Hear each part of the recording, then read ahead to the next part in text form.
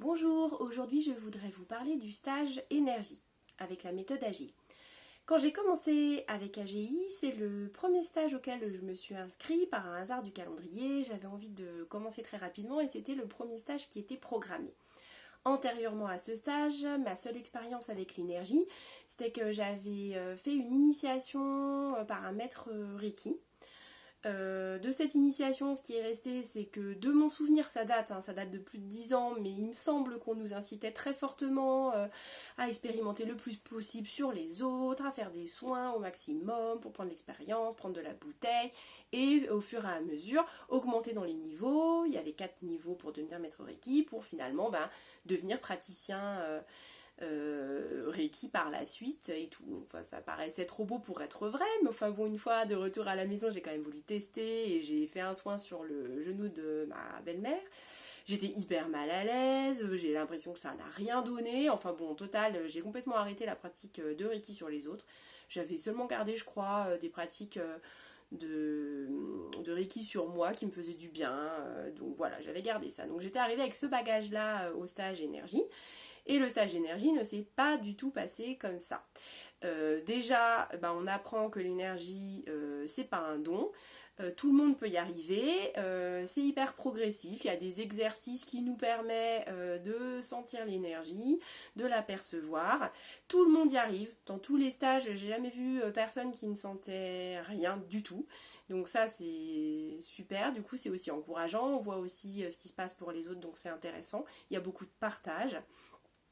Et donc le seul enseignement, on va dire, pas théorique, mais en tout cas on reçoit les enseignements uniquement qui nous sont utiles pour pratiquer l'énergie de manière sécurisée. Le reste, c'est tout de l'expérimentation et de la pratique.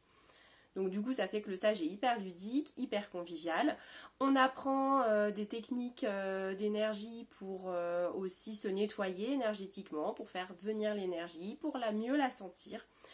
On apprend aussi un autotraitement par l'énergie. L'autotraitement, en fait, ça permet de se soigner soi, que ce soit à tous les niveaux d'ailleurs, que ce soit au niveau physique ou au niveau psychologique et jusqu'au niveau spirituel. Il y a plein de niveaux. Et voilà, du coup, c'est très très intéressant. Et il y a aussi d'autres choses qu'on apprend. On apprend la méditation. Donc moi, ça m'a été hyper utile parce que je n'y connaissais rien. Et on apprend également des pratiques de compassion. Donc de retour à la maison, c'est hyper accessible. On peut se faire de l'énergie tout le temps, même quand on est fatigué, déprimé. Donc moi ce stage, je l'ai fait il y a 10 ans tout pile et je constate que j'utilise encore l'énergie sur moi tous les jours.